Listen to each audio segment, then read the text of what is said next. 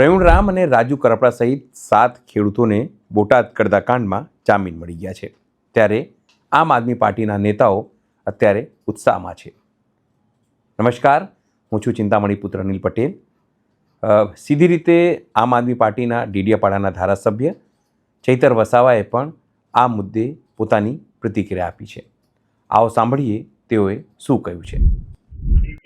નમસ્કાર, આપણી સાથે જોડાયા છે ડીડીયાપાડાના ધારાસભ્ય ચૈતરભાઈ વસાવા। ચૈતરભાઈ, શું કહેશો, આજે જે રીતે પ્રવીણ રામ અને રાજુ કરપડાની વાત સામે આવી છે કે હવે જામીન મળી ગયા છે આખરે લગભગ 5500 દિવસ પછી, પહેલી પ્રતિક્રિયા આપની શું છે?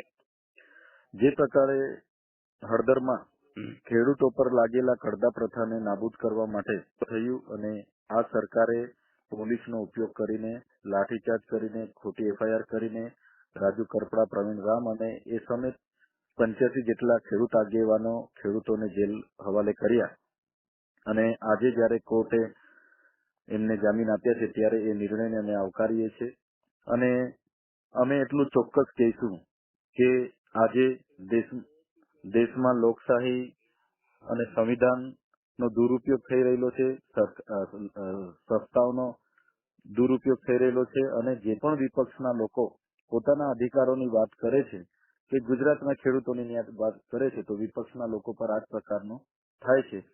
તો સત્યને ગમે તેટલો પરેશાન કરી શકાય છે પણ સત્યનો જ વિજય થાય છે એવું મને લાગે છે। જે રીતે ભાજપે માત્ર આટલા જ બીજા લોકો, તમારા જે નેતાઓ છે એમને પણ ક્યાંક પાસા નાખી દે છે, ક્યાંક આવી રીતે જેલમાં નાખી દે છે, લાંબા સમય સુધી તમારા ઉપર બી આવા પ્રકારના કેસો થયા છે।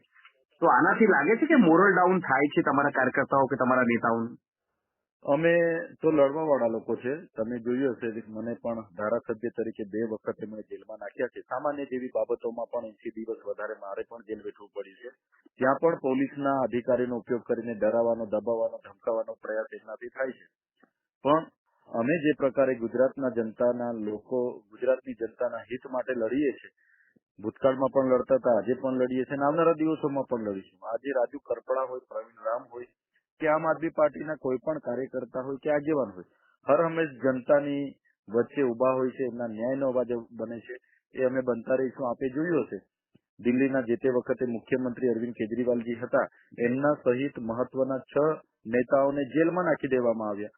હમણાં ત્યાંની કોર્ટે એવો કેજરીવાલજીને નિર્દોષ જાહેર કરીને એવું જણાવ્યું કે ઈડી પાસે પર્યાપ્ત પુરાવા નથી અને ઈડી પાસે 1 રૂપિયો પણ રિકવર નથી, આ કેસ જ ખોટો હતો।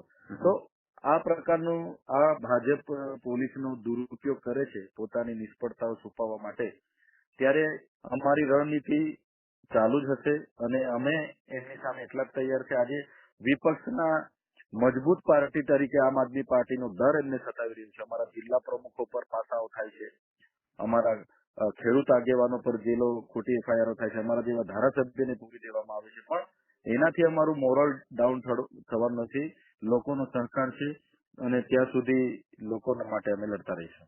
એક છેલ્લો પ્રશ્ન ચૈતરભાઈ, કે જે રીતે આને તમે લીગલ કાઉન્ટર કઈ રીતે કરશો? કારણ કે આ તો જયારે ઈચ્છા ફાવે ત્યારે તમે લોકો અંદર નાખી દેશે, તો લીગલ કાઉન્ટર કેવી રીતે કરશો? આગામી દિવસોમાં ચૂંટણી આવી રહી છે, તો તમારા લોકોને આવી રીતે જેલમાં નાખી દેશે તો કાઉન્ટર શું?